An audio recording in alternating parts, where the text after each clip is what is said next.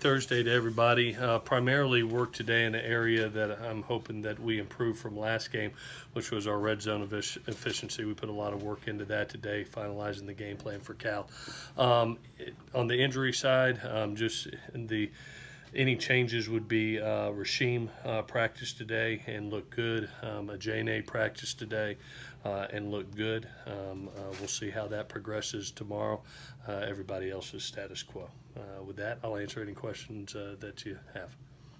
You got a punt returner in mind? Yeah, we worked Ajene today as well as Deontay and Jack and worked Trayvon today. And I'm going to visit with Bax later today to make a final decision there. Obviously, if Ajene's healthy and well and feeling good, we would go with him. He is our punt returner. But we practice the other three kids. And if we have to make that decision, then I'll lean on Bax and see which way he wants to go. Ajene's someone who plays a nickel corner, and teams, when they choose who to play nickel, sometimes they go with the safety, sometimes they go with the corner. When you're picking a guy to play nickel, what type He's got to have man coverage skills first, because a lot of the nickel play involves man work, as well as being able to come well off the edge. Clancy's scheme has a lot of pressure involved, and Ajene has been able to do that. As you've seen out there, we've worked a lot with YK Yakili Ross this week. He's done a really good job and is prepared for the necessary reps that's needed.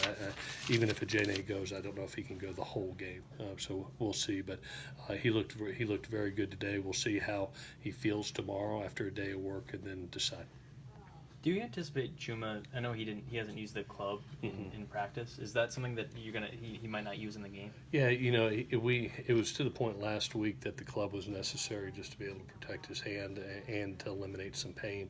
He's been in a little bit of softer cast, which you've seen an open hand cast, so he can grab a little bit more. I asked him today, is he better off right now than he was last week? He said, a lot, Coach. So I feel like he is prepared and ready with that soft cast to be able to function. Any more clarity on how long Porter would be out, or how he's come along this week? No, I think it's going to be a little time for it two injuries and trying to heal both. Is the toe the issue, though? It's both. He has a bicep tear that you can see. He does have a tear, though. Yeah, that you can see. It's non-operable, and then obviously the toe's got to heal. There were a number of 3rd and 1s and 4th and 1s against Texas. Yeah. You guys normally are in the shotgun for those. Mm-hmm. What do you like about that as opposed to under center, where you might be able to sneak it? We do we have both in our package in that game. We went gun. T had the calls for the gun, and we feel very functional in there. We had several 3rd and shorts in those situations at Stanford and executed. I think it was more of better play by Texas on those down and distance than being in the gun or under center. We were very successful the week before last week. Their defensive line did a very good job and held us up on a couple occasions. How different are the wide receivers as a group if you've got Michael and Tyler in there? What is it? Yeah, I think just the experience of Michael being, playing in games, and now, Tyler, the light's coming on. You can literally see guys when all of a sudden they start feeling comfortable. And I think last game, in that type of environment to function like he did, he took tremendous strides forward. And a healthy Mike Pittman could go a long way. I said it the other day, and I truly believe as a quarterback, when you're in overtime, and you decide to pull the trigger to a redshirt freshman, to Tyler, that means you've built that chemistry and that relationship that's needed in that critical situation. So that I thought that was a big step for both quarterback and wideout moving forward. Did you think about putting Michael in at all? Was he close enough Saturday to go in? I think he's really close. Mike's had a good week of work and looked good today. We'll see where his soreness is tomorrow. It's been several weeks now.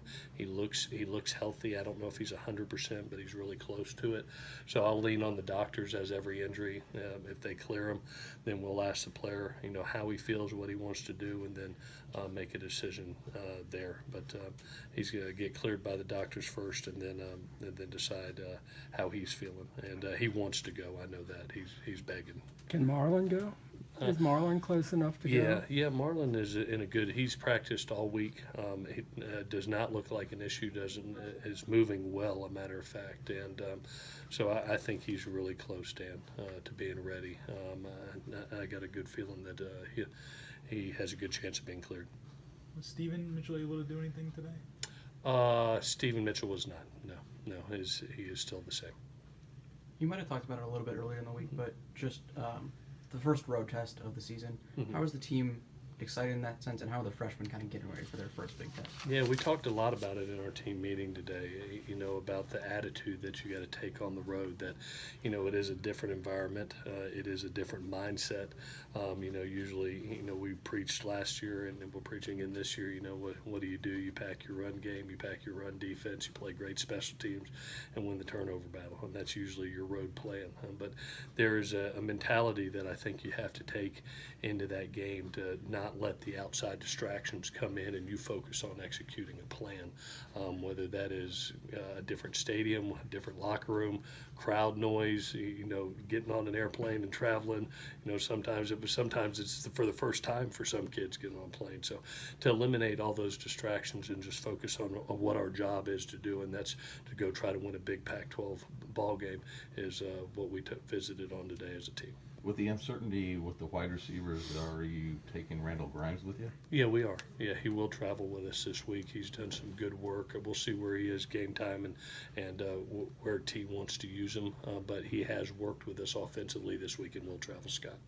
Will teams go to school a little bit on what Texas did and try to, do you look at that and say, okay, people are going to see what Texas did and try to replicate that? Do you try to figure that out? We'll see. There's a decision. The one thing that I'm really happy with the offense about is, and Zach mentioned it yesterday, is you got to have that balance between run and pass. And if you commit to stopping the run, you have to be able to throw the ball. And if you look up and you're having a limited number of rushing yards and you're only throwing for 152 or 200 yards passing, that's a long day. But there's got to be a complement between the two. If you decide that you're going to take the run away, that means wideouts and quarterbacks have to execute, perimeter stuff has to execute, and then be efficient on third and short still with that run game. And thank goodness the passing game came through last game. When people talk about, like, you guys are going to face Justin Wilcox, who used to be on your staff, and when people talk about these matchups, they talk about the coaches kind of knowing each other. Is that an overplayed storyline, or is there an element there where you guys are familiar with each other? No, you always, it's like going up against, I've been 8 years in the league, and you go up against David Shaw 8 times, and you go up, you go up against certain coaches for so many times. Their MO. You try to get a feel for what their personality is, what their calls are. Justin and I were together for 2 years together, and so obviously he knows my personality. I know his. He's an unbelievable, brilliant coach, and I'm an aggressive coach, and I would figure that he will continue that aggressiveness versus us. He's done it in the last 3 games. One more. Were there any signs last week in practice that the receivers were having some issues catching the ball, and do you feel like that's kind of been cleaned up? I didn't see it coming, I'll be honest with you, after the Stanford game and how well they played. To go in and have the drops we did in that next game. I'd like to see us progress each and every game and get better. I thought some kids did, like Tyler I mentioned earlier. I thought progressed. Deontay has been a stable force. I look forward to getting Michael Pittman back healthy, and I really look forward to the progression of a Velus Jones to be able to, we're putting him in some situations, and I know he's getting ready to break out here. I see he's the next one I think the light's coming on for, so I'm looking forward to that. Hopefully it'll be in this game. All righty, guys. Great. Thank you. Thanks, Have a great Ryan. Thursday.